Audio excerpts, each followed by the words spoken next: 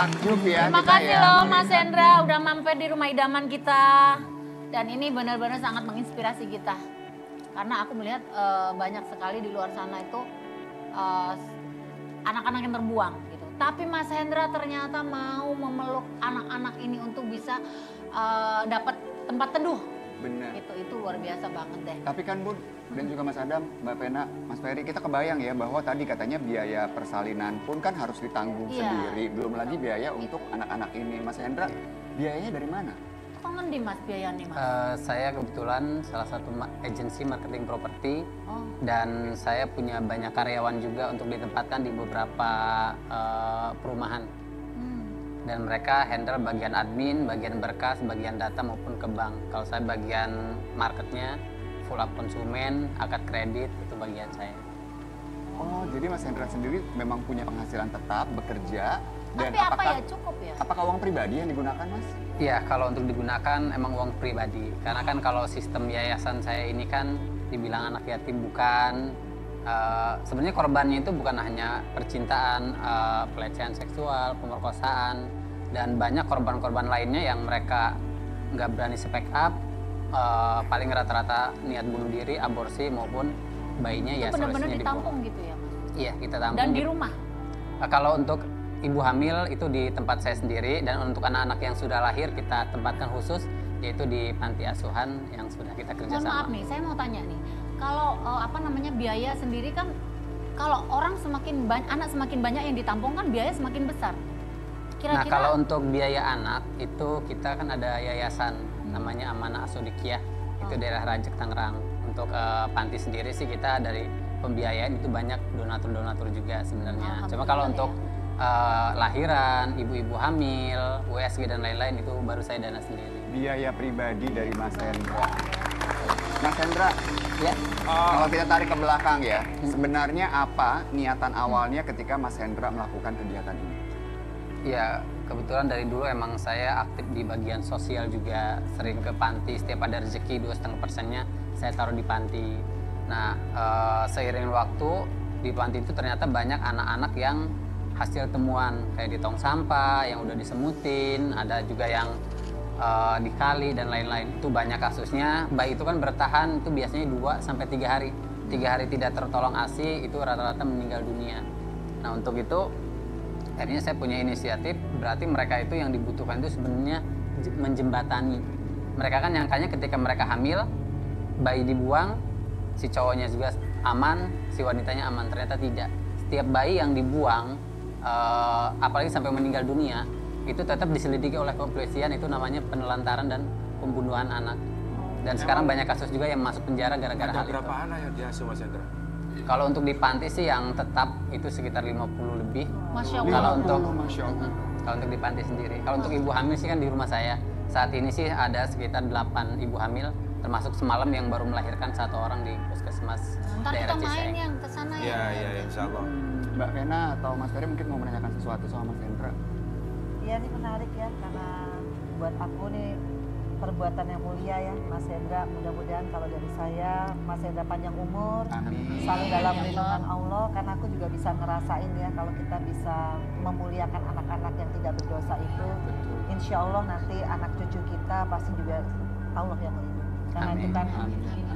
perbuatan yang nggak semua orang diketuk hatinya. Jadi sukses buat Mas Hendra. Insya Allah nanti saya main juga sama seperti Mbak Inul. Saya Boleh. pengen lihat juga bareng Fania. Iya, Fania nanti akan lihat juga ya.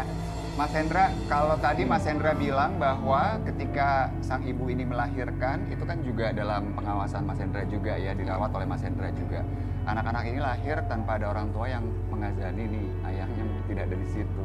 Terus bagaimana tuh Mas? Kebetulan kan setiap lahiran itu kan beda-beda tempat. Ada yang rumah sakit, kalau emang dia biasanya harus sesar, ada yang bidan maupun puskesmas. Itu biasanya kan yang ditanya orang tuanya. Nah, biasanya kalau untuk mengajani pihak puskes maupun bidan, itu taunya kan saya orang tuanya. Bahkan ada beberapa kasus dia sudah lahiran, masuk ke rumah sakit, ditanya rumah sakit orang tuanya mana, dia bilang oh itu yang ada di handphone suami saya ditelepon dari pihak rumah sakit, katanya bapak orang tuanya, misalnya orang tua dari si anak itu. Jadi ya saya mau nggak mau ngakuin bahwa saya itu orang tuanya. Cuma sampai Katanya anak itu ini ya, lahir apa? aja. Ada yang dari luar negeri segala ya? Mas Ada. Kalau dari luar negeri kebetulan kemarin juga baru datang tuh dari Korea. Oh, Baru datang semalam baru sampai rumah. Dan kemarin yang dari Taiwan juga sudah lahiran. Dan ini juga sekarang ada dari Taiwan itu dia sudah lahir. Mau ke tempat saya cuma keburu lahir duluan, akhirnya ditahan di imigrasi nunggu bayi 2 bulan. Dan udah jalan 1 bulan, Jadi insya Allah sekarang 1 bulan masih ada lagi di imigrasi ya. masih di Taiwan. Iya. Ini benar-benar sama. Oke, ini kalau kita lihat ya, mungkin ini kan sesuatu yang sangat mulia sekali. Tapi ya, Kak Vena, Mas Ferry, bukan sesuatu yang biasa juga kita hadapi ya. Tiba-tiba ada orang yang berhati mulia seperti ini. Namun kan namanya juga masyarakat, selalu ada pro dan kontra. Ada nggak sih selama ini, Mas, kritikan yang diterima oleh Banyak Mas sih. Pertama, ya yang saya tampukan orang ada yang buat dalil dan macam-macam. Sempat juga kita bahas di forum, saya juga warga juga kan kontroversi juga. Ada beberapa yang nggak ngerti, yang nyangkanya itu kan nanti kalau berzina 40 rumah sial ke belakangnya gitu kan.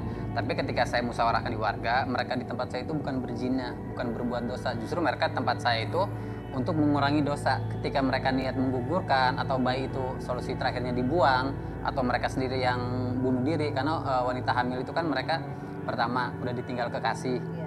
kedua posisi hamil, ketika mereka tidak bekerja, kemana mereka ngadu? Ke orang tua nggak mungkin, ke masyarakat juga kan mereka untuk meninggalkan jejak biasanya ya antara bunuh diri, aborsi maupun bayi itu dibuang. Dan mereka ketika masyarakat ini kumpul, ya sebagian saya jelaskan bahwa mereka tempat saya itu untuk pertobatan. Justru mereka di tempat saya itu untuk mengurangi dosa agar bayi itu tidak dibuang maupun digugurkan. Jadi Tapi tempat ya saya memang yang niat mulia. mulia ya. Iya, Menurut iya. saya nih Mas Hendra ini punya hati yang besar dan sangat mulia. Dan ini ada seseorang yang dibantu oleh beliau dalam kondisi mengandung. Sekarang sudah ada di Sekarang Rumah kondisinya Idaman masih ya. aman. Kita boleh ngobrol langsung ya. Kita Boleh. sapa langsung. Kita sambut. Selamat pagi, kita sebut namanya Mawar ya. Pagi, Mbak Mbak Mawar. Selamat pagi. Mbak Mawar, boleh diceritakan bagaimana pertama kali akhirnya Mbak Mawar ini kenal dengan Mas Hendra? Awal mulanya kenal dari TikTok. Dari sosial media pertama tahunya. Oke. Terus langsung DM dia. Kebetulan nggak lama beliau langsung ngebales pesan saya. Dan langsung saya nggak pikir panjang, langsung ke tempat beliau. Kok bisa langsung percaya sama Mas Hendra tuh gimana Mbak Mawar? Karena lihat VT-VT beliau. Iya.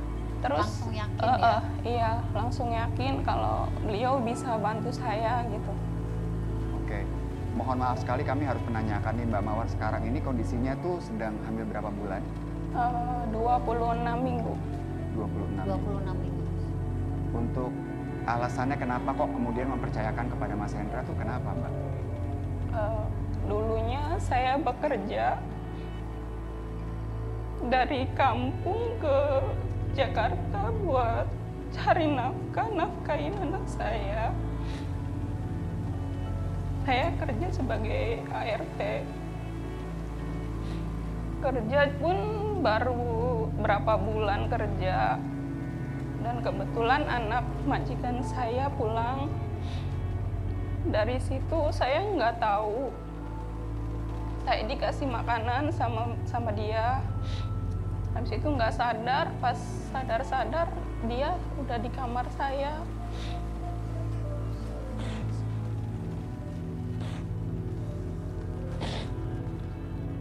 Mbak Mawar, kita ikut prihatin dengan kondisi ini ya Mbak. Kita Bagaimana dengan prihatin ya. orang tuanya Mbak Mawar sendiri di kampung bagaimana? Tidak ada yang tahu karena saya single parent. Ada kepikiran nggak untuk meminta pertanggungjawaban dari hasil perbuatannya? Udah pas waktu itu aku udah ngomong karena depresi juga waktu itu. Jadi saya nggak sempat langsung lapor ke polisi. Saya ke rumah teman saya, ke rumah majikan teman saya gitu. Saya datengin beliau, datengin dia. minta pertanggungjawaban, cuman karena nggak ada bukti atau itu kan nggak ada sama sekali yang bisa saya pegang buat. Mohon maaf Mbak Mawar, Mbak Mawar sebelumnya sudah berkeluarga, Sudah, sudah punya anak, sudah. suami berpisah apa? Suami kebetulan ninggalin saya. Makanya saya merantau ke Jakarta buat nafkahin anak saya yang masih kecil. Mbak, Iya, yang bisa membuat kita bertahan hidup, punya semangat untuk terus melangkah adalah harapan. iya. Harapannya Mbak Mawar sendiri apa sekarang ini? Harapannya saya bisa ngidupin anak-anak saya.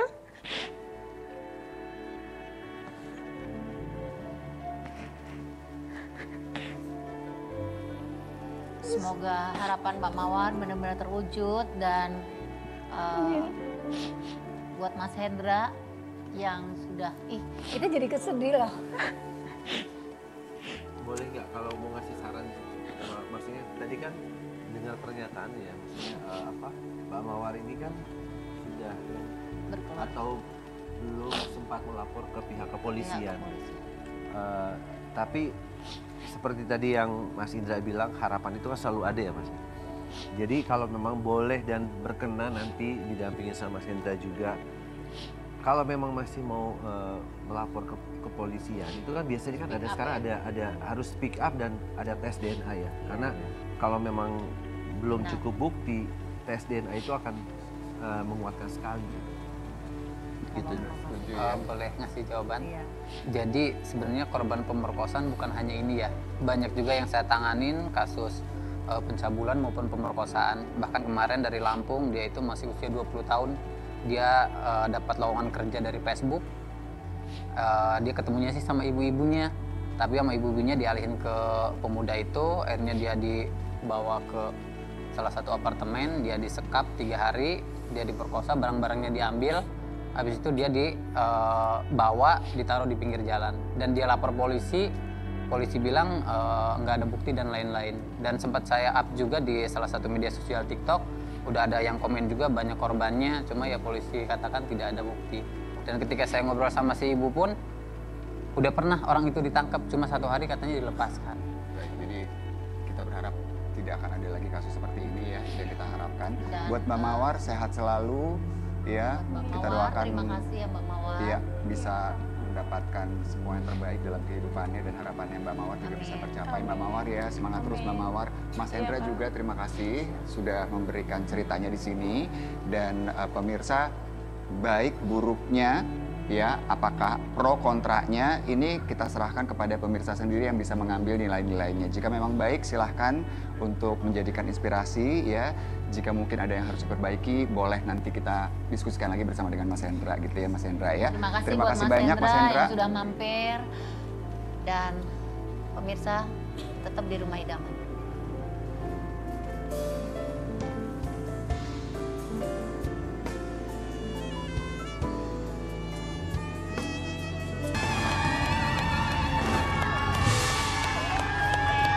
Aduh, para besti-besti, para bunsai-bunsai, udah siap-siap kan? Nah, ini Syai, kali ini kita mau berbagi barang-barang yang istimewa yang udah ditungguin para besti-besti. Yes, langsung kita mainkan. Tebak harga, bawa pulang! Sabar bawah.